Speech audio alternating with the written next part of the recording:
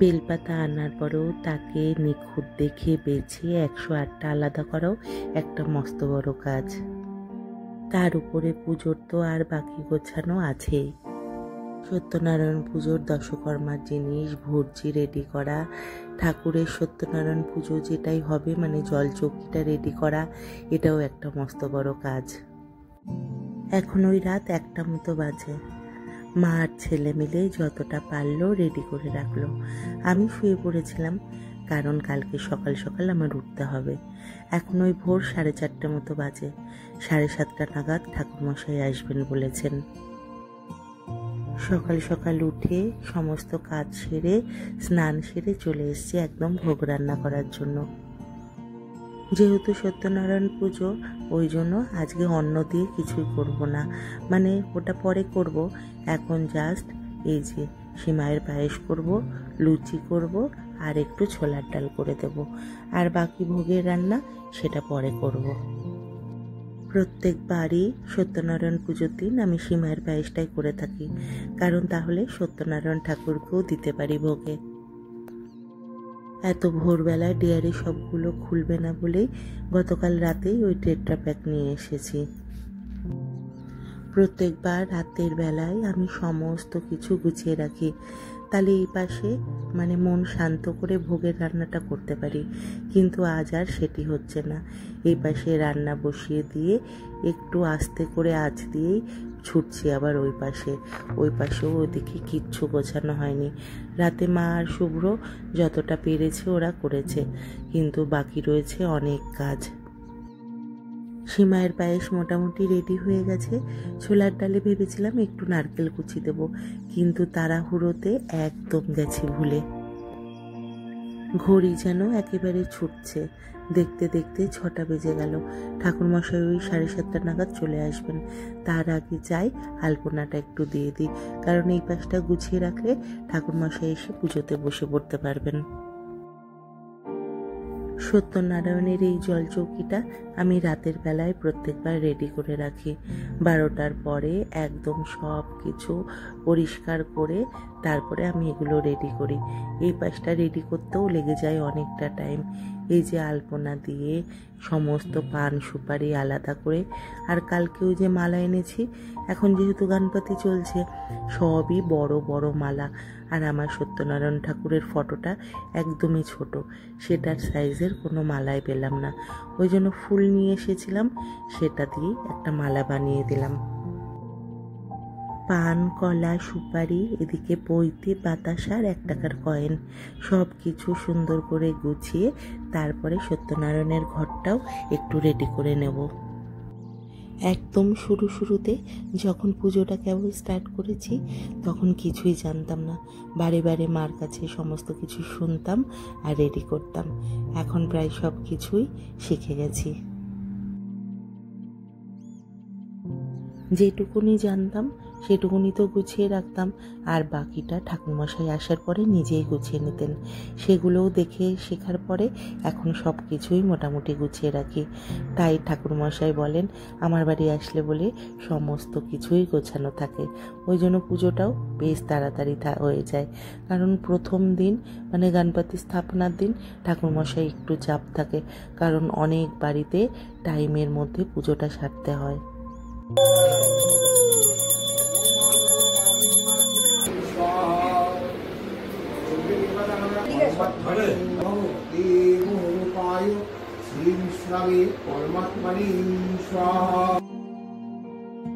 ঠাকুরমশাই একদম টাইমের মধ্যে চলে এসেছেন। আজকে বললেন 2টো পুজো আছে, আমার ঘরে পুজো সেরে গিয়ে আর একটা ঘরে পুজো করতে যাবেন।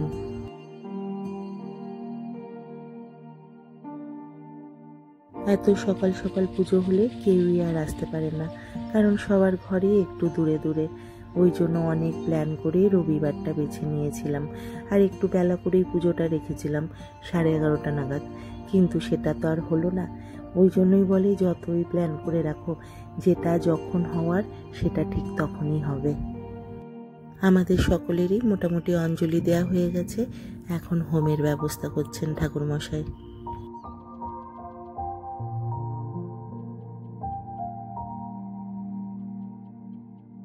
মহারাষ্ট্রে প্রত্যেক ঘরে ঘরেই মানে যাদের ঘরে গণপতি বসায় তারপরেই তারা সত্যনারায়ণ পুজো করে।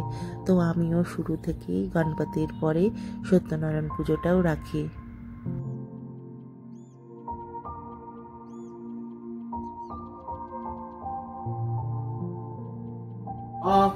ইদম শিবায়ু পুষ্টিবর্ধনম উদ্বালকমিব বন্ধনান মৃত্যুর্মুক্ষিও মামৃতাতে স্বাহা।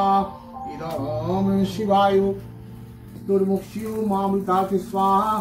ইদম শিবায়ু। যখন বাড়িতে এরকম হোম হয় সারা ঘর বাড়ি ধোঁয়াতে ভরে যায়, আর তাতে ঘি, মধু, কর্পূর, ধুনোর গন্ধে একটা আলাদাই পজিটিভিটি নিয়ে আসে। এদিকে হোমযজ্ঞ চলছে আর বাইরে তখন মুষলধারে বৃষ্টি পড়ছে।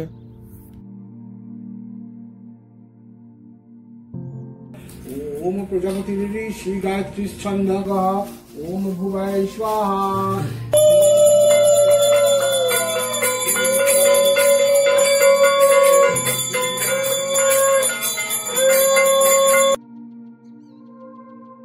ঠাকুরমশাই হোম করতে করতে বলেই ফেললেন বেলপাতাগুলো কোথা থেকে আনা হয়েছে। এত সুন্দর, এত বড় বড় বেলপাতা, সত্যি অনেক দিন বাদে ঠাকুরমশাই বললেন এত সুন্দর বেলপাতা দিয়ে হোম করছি। পুজোর ফাঁকেও আমাদের অনেক গল্প চলতেই থাকে।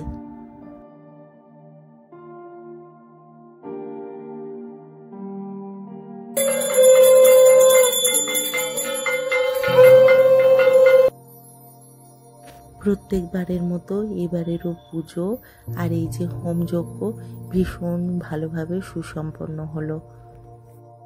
হোমযজ্ঞ হবার পরে ঠাকুরমশাই সবার হাতে হাতে একটু করে ঘি দেন, আর সেটাকে 2 হাতে ডলে তারপরে বলেন হোমের তাপটা নিয়ে কারোর যদি কোথাও ব্যথা বিষ থাকে শরীরে সেখানে একটু তাপটা দিতে, তাহলে বলে অনেকটা উপকার পাওয়া যায়। হোম হবার পরে এখন শুভ্র সবাইকে হোমের টিকা পরিয়ে দিচ্ছে। দুধ, দই, গঙ্গা জল দিয়ে হোমের অগ্নিকে শান্ত করার পরে তারপরে হবে আরতি।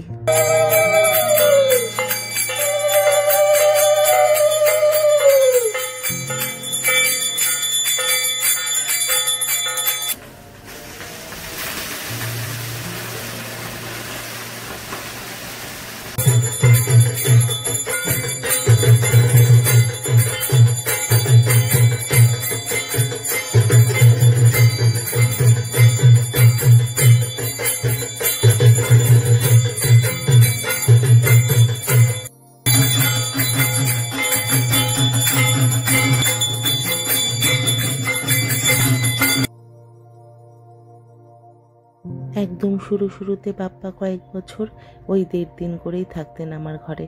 তারপরে সেটা আস্তে আস্তে 3 দিন হলো। আর এই বছর প্রথমেই আমি ভেবে রেখেছিলাম 10টা দিনই বাপ্পাকে আমার ঘরে রাখবো, কিন্তু আমি রাখবো বললেই তো আর সেটা হয় না। বাপ্পার ইচ্ছাটাই সবার বড়, কিন্তু এবার মনে হচ্ছে সেই ইচ্ছাটাও আমার পূরণ করবে বাপ্পা। আজ গণেশ চতুর্থী দেখতে দেখতে 7টা দিন হতে আসলো। 7 দিন হয়ে গেল, কিন্তু মনে হচ্ছে এই তো গতকালই বাপ্পা আসলো ঘরে, এর মধ্যেই 7টা দিন হয়ে গেল।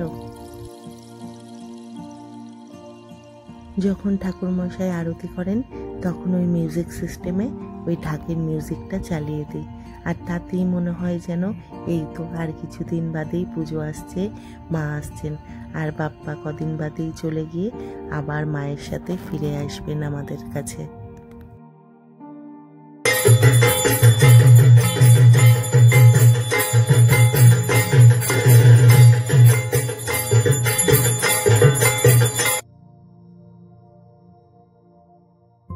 এই বছরের মতো পুজো ভীষণ ভালোভাবে সুসম্পন্ন হলো। ঠাকুরমশাই এখন ওই গণেশের আর সত্যনারায়ণের ঘটের সুতোটা ছিন্ন করছেন। এই টাইমটা ভীষণ ইমোশনাল হয়ে পড়ি। আবার একটা বছরের জন্য অপেক্ষা করে থাকতে হবে আমাদের সকলকে। এবছরের মতো ঠাকুরমশাইয়ের পুজো কমপ্লিট হয়ে গেছে। কয়েক বছর আগে ঠাকুরমশাই গল্প করতে করতে নারায়ণ শিলা রেখেই বাড়ি চলে যাচ্ছিলেন, সেই কথাই যাওয়ার সময় হচ্ছিল।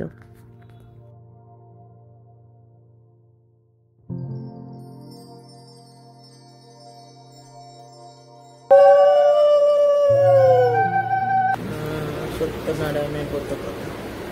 আর এপাশে চলছে ভোগ খাওয়া। সিন্নিটা কেমন খেয়েছেন? দারুণ। আচ্ছা, রে আপনার পাতে লুচি নেই তো? গরম গরম লুচি।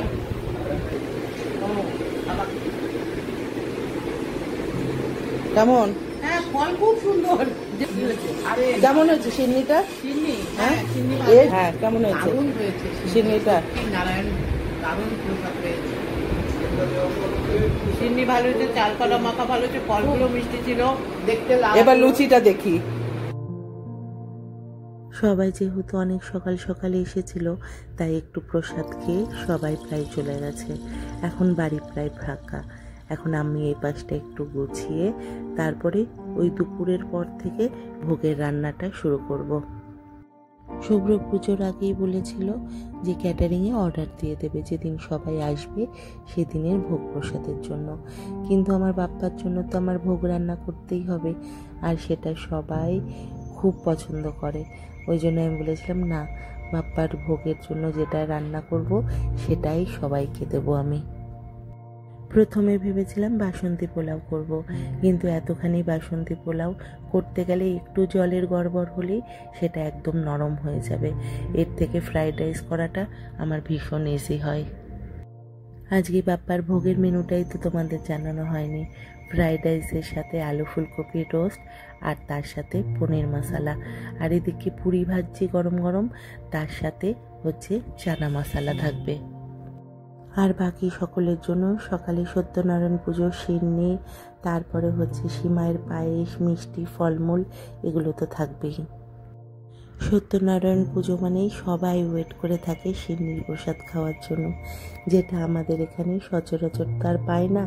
যার বাড়িতে যখন সত্যনারায়ণ পুজো হয় আমরা সিন্নিটা সকলেই আশা করে বসে থাকি। বাসমতি রাইসটাকে 70% মতো বয়েল করে তারপরে লেয়ার বাই লেয়ার দিয়ে একটু বড় ধরনের ডেচকি চাই, তার মধ্যে লেয়ারে দিয়ে ওপর থেকে চিনি, লবণ আর একটু গরম মশলা ছড়িয়ে যে ভেজিটেবলগুলো তুমি ভেজে রেখেছো সেগুলো আর কাজু কিশমিশ দিয়ে ওপর থেকে ঘি ছড়িয়ে দিতে হবে। এইভাবে প্রসেসে করলে অনেকটা পরিমাণে ফ্রাইড রাইস খুব অনায়াসেই করে ফেলা যায়। এই প্রসেসে করলে এতখানি ফ্রাইড রাইস কিন্তু ভীষণ ঝরঝরে আর সুন্দর হয়। পরে তুমি এটাকে একটু গরমেও বসিয়ে গরম গরম সার্ভ করতেও পারো। এই পাশে ভোগে রান্না করতে করতেই দেখি সন্ধ্যা হয়ে গেছে।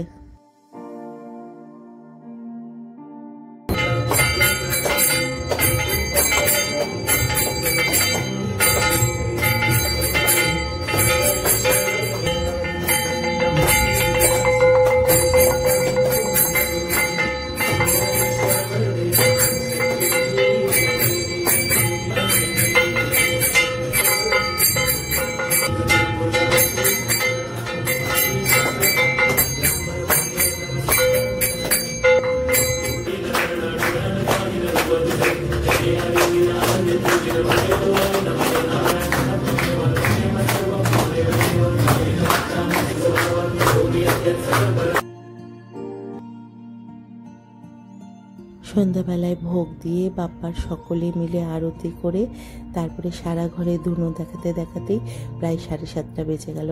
এখন একটু রেডি হয়ে নেব, 8টা নাগাদই সবাই চলে আসবে। যেখান থেকে আমার এই ভিডিওটা দেখছো সকলে আমার বাপ্পার আজকে ভোগ দর্শন করে নাও। সকাল সকাল পুজোর তাড়াহুড়োতে একটু সাজুগুজু করতে পারিনি, তাই বিকেলে মনের মতো করে একটু সাজুগুজু করে নিয়েছি।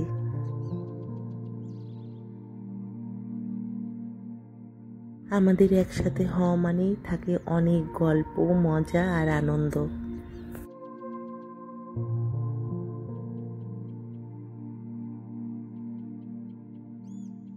একে একে প্রায় সবাই আসছে আমার বাপ্পার দর্শন করতে।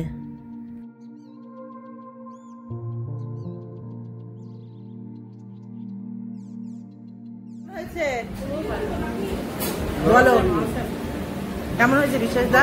ভালো হয়েছে? দেয়নি? হ্যাঁ, আমি তো ডাবল খেয়ে নিয়েছি। ডবল খেয়েছেন? তাহলে ঠিক আছে। কেমন হয়েছে ভোগের রান্না? ভালো হয়েছে? ভালো হয়েছে। চাটনি? চাটনি আমি কেমন হয়েছে রান্না বান্না? রান্না বান্না তো আমি করলাম। এরম বলতে তোর লজ্জা লাগে না? আজকে ওই দেখো বললি গলাতেও বাঁধলো। ও তুইও খেয়ে নিলি? ভালো। এখন ওই রাত 11:30 মতো বাজে। রিঙ্কুদিরাই সবার লাস্টে আমার বাপ্পার দর্শন করতে এসেছিল।